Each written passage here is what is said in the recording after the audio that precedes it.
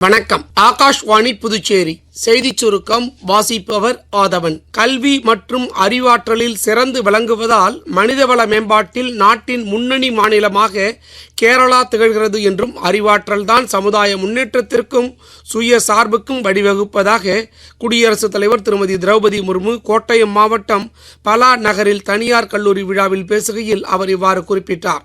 இன்று எர்ணாகுளத்தில் நடைபெறும் கல்லூரி விழாவில் பங்கேற்ற பின் குடியரசுத் தலைவர் புதுடெல்லி திரும்புகிறார். இந்தோ திபெத்திய எல்லை காவல் படை நிறுவன தினத்தை முன்னிட்டு மத்திய உள்துறை அமைச்சர் திரு அமித்ஷா வாழ்த்துக்களை தெரிவித்துள்ளார். நாட்டை பாதுகாப்பதில் வீரர்களின் துணிச்சல் மற்றும் அர்ப்பணிப்பை பாராட்டி சமூக ஊடக பதிவில் பதிவிட்டுள்ளார். நாட்டிற்கு தங்கள் உயிரை தியாகம் செய்த தியாகிகளுக்கும் அவர் அஞ்சலி செலுத்தினார். பிரதமர் திரு நரேந்திர மோடியின் 127வது மன் கி பாத் எனும் மனதின் குரல் நிகழ்ச்சி வரும் 26ஆம் தேதி ஞாயிற்றுக்கிழமை காலை 11 மணிக்கு ஆகாஷ்வாணி மற்றும் தூர்தர்ஷன் தொலைக்காட்சியின் அனைத்து அலைவரிசைகளிலும் ஒளிபரப்பாக உள்ளது.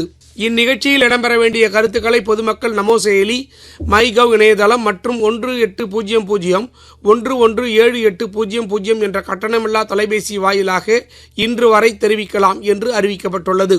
ககன்யான் விண்கலத்தை அனுப்புவதற்கு முன்னோட்டமாக ஆளில்லா விண்கலமான G1 டிசம்பர் முதல் வாரத்தில் விண்ணில் செலுத்தப்படும் என்று இஸ்ரோ தலைவர் திரு நாராயணன் பெங்களூருவில் செய்தியாளர்களிடம் பேசுகையில் தெரிவித்தார். மேலும் அவர் இந்த விண்கலத்தில் வியோமா மித்ரா எனப்படும் இயந்திர மனிதன் அனுப்பி வைக்கப்படும் என்றும் குறிப்பிட்டார்.